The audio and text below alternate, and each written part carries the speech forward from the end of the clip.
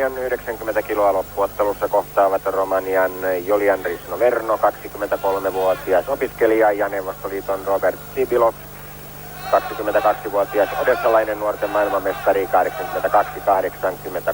82-83.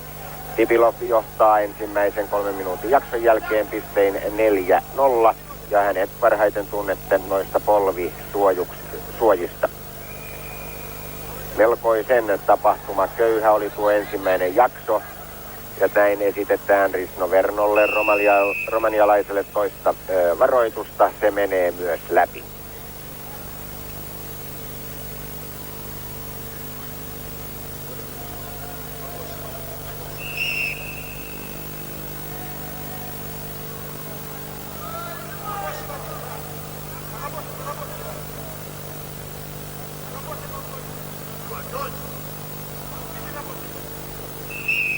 Sibilov ei kuitenkaan saa tuossa matossa mitään näkyvää aikaan. Hänellä on turvallisen tuntuinen 4-0 johto, ja näin hän ei nostoihin tuossa tuhraa voimiaan, jatkaa mieluummin pystystä.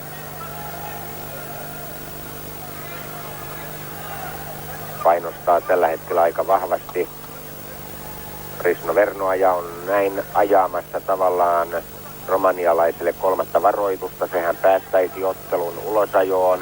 Jälleen Sibilov osoittaa aktiivisuutta hakemalla otetta jalasta, mutta kovin totista otteenhakua tuo ei mielestäni ole.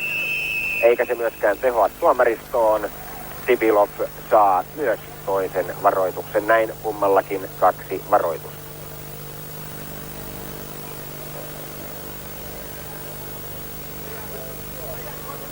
Ensimmäisellä jaksolla vastaavassa tilanteessa Sibilov välittömästi tuomarin pillin soitua hyökkäsi pystyyn. Risno-Verno ei ehtinyt tehdä mitään, mutta nyt hän saa otteen.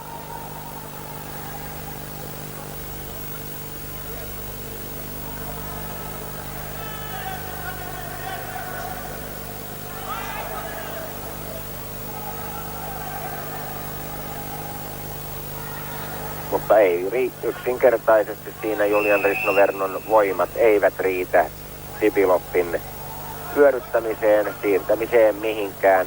Minuutti 47 sekuntia toista jaksoa käyty. Sibilov johtaa edelleen 4-0.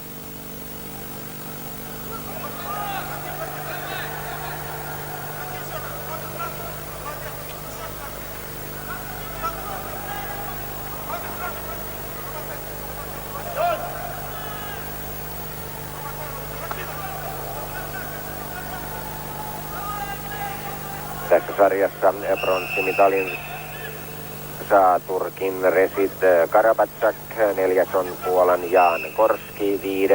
Torsten Wagner, DDR ja 6. Juraj Kutsirko, Tsekkoslovakia. Näin Risno-Verno kiertyy päälle ja saa siitä ensimmäisen pisteensä, ja onpa siinä Sibilov lähtee vyörytykseen, ei kuitenkaan lähde. Näin alla oleva Sibilov johtaa nyt 4-1. 20 sekuntia otteluaikaa jäljellä. Ja kyllä Euroopan mestaruus käytännössä on ratkennut. Eipä Neuvostoliiton Sibilov varmastikaan erehdy viimeisten sekuntien aikana sellaiseen virheeseen, että Risno-Verno hänet voittaisi, vaikka siinä jääkin toistamiseen alle ja ero kaventuu. Nyt vain 4-2 johto.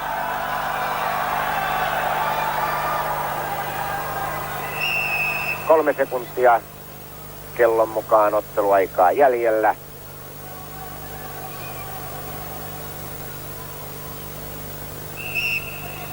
Ja näin soi summeri välittömästi tuomarin pillin jälkeen.